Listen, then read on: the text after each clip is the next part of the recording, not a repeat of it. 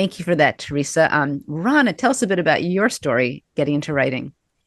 Yeah, thank you. Part of the epidemic of physician writers, I got very critically ill at the end of my fellowship training. I had a tumor that ruptured in my liver that sent me into hemorrhagic shock. I had a pregnancy loss, multi-system organ failure, and just found myself in my own ICU, having completed 14 years of post-secondary education and thinking I knew what I needed to know to take care of patients, and then seeing it from the exact opposite side of the bed and realizing that there were so many gaps.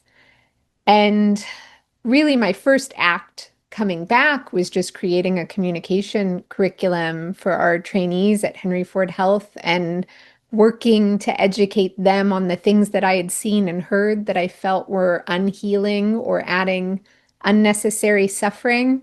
And I got really tired of every time I started a course telling the whole story of my near-death experience and critical illness. And I thought, you know what? Maybe if I write it, I can just like hand it to them and I'll never have to talk about it again.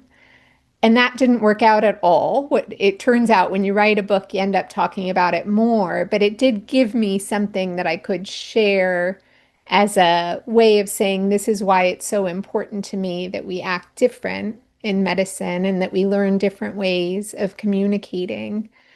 Um, I also think it was a process of sense making for me, confronted with a very ill body. I had a choice of trying to live inside that body or moving into my head.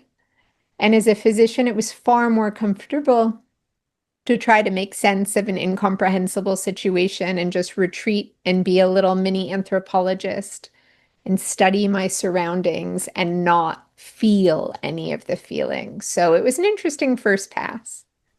Thank you for that.